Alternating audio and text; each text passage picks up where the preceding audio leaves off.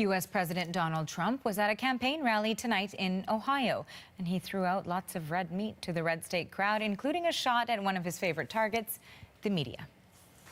It's oftentimes I'm getting ready to do my, the fake news with CNN and MSNBC is so corrupt. It's so disgusting. So disgusting. I would say almost they're worse. They're almost worse. They're really a fake news group of people. And here's the good news. The guys that we love, right? They're blowing them away in the ratings. Well, while Trump was the star attraction, the rally was really to drum up support for Republican congressional candidate Troy Balderson. And for more on this, let's turn to Republican strategist Rina Shah, and she joins us via Skype from Washington. So hello to you, Rina. Good evening. So first of all, let's start with that rally that took place tonight in Ohio. You were watching along. What stood out to you? Indeed, I was. Well, first of all, the invocation was delivered by a pastor who said, prayed rather, for the president to be protected from jungle journalism, whatever that is. And that was pretty astounding for the beginning. But really going into this, Aarti, the biggest thing was that the president just attacked Ohio's favorite son, NBA player LeBron James. He attacked him in a tweet yesterday. And, it's going to be interesting how this plays out with swing voters in Ohio, because LeBron James enjoys so much popularity. He's Ohio's favorite son. So I think the exit polling really will be interesting out of Ohio, truly, because President Trump really didn't hold back any punches tonight. And, right off the top, you mentioned how the attack on the media sort of stood out to you. And certainly that was the clip that we also played. So part of the question we want to ask is, in this rally, like we hear him talking about the fake news again. And this comes in a week where really the relationship between the White House and the press has really been front and center. There was that confrontation with a CNN White House correspondent where he was challenging the press secretary on denouncing Trump's statement that the media is the enemy of the people, and he walked out when she did not disavow those statements. So given all of this tension that we're seeing, is the president, in his comments that he's making today, for example, at that rally, is he being responsible? I think it's very safe to state that the president is not being responsible, but the most important part is that he does not care. The president shows no concern that anybody would criticize him for essentially putting under fire the American Constitution's First Amendment. And anti-Trump Republicans were very concerned about this from the outset of his candidacy. His sort of dictatorial tendencies and the way in which he sort of had a worldview that many Republicans who were not fans of his candidacy thought was quite authoritarian.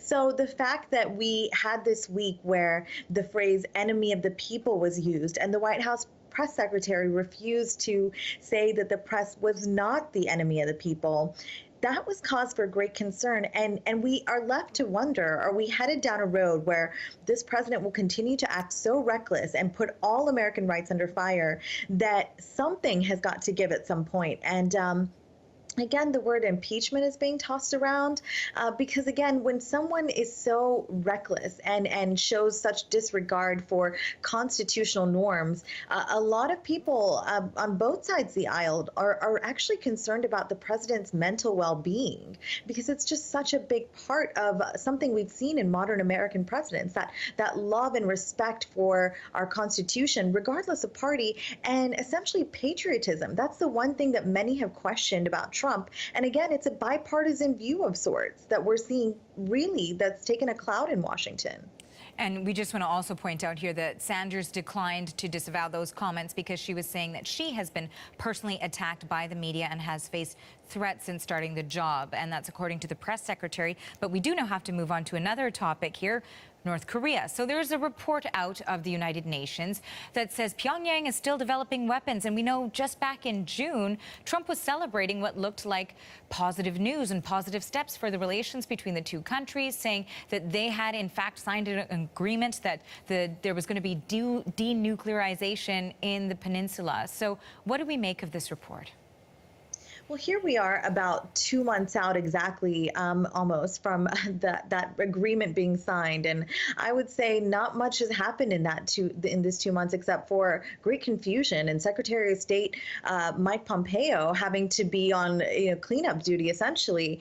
I think what has really happened here is that the president thinks he's done something simply because he did something that was very non-conventional, untraditional in American diplomacy. He took a step that previous presidents were perhaps not willing to take, and it's a showmanship move. It's something where the president again is telling the American people that changes are happening, but we see empirical evidence of no change. And now with further and further reports of no denuclearization, no change since that summit between Kim Jong-un and President Trump, I think there are many Republicans, from what I'm hearing, in the U.S. House of Representatives who are growing very frustrated with this president because they don't know how it's going to fare for their districts when it comes time for midterm elections this fall.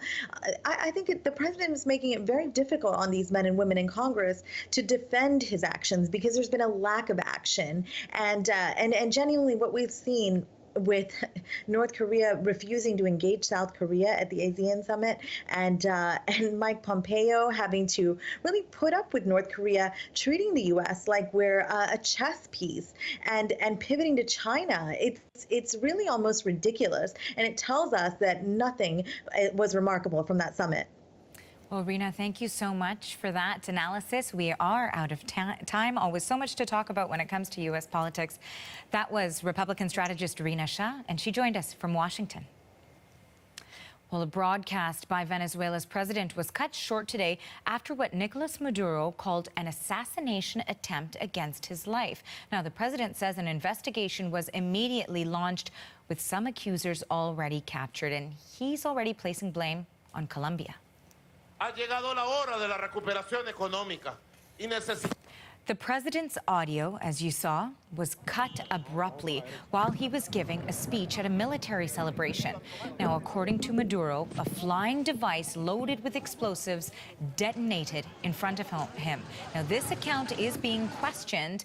The Associated Press spoke with anonymous sources who say this was actually a gas tank explosion at an apartment. So 7 people were injured in this blast, but there are no reports yet of deaths. The country, Venezuela, has been grappling with political unrest following disputed elections. You're watching CBC News Network.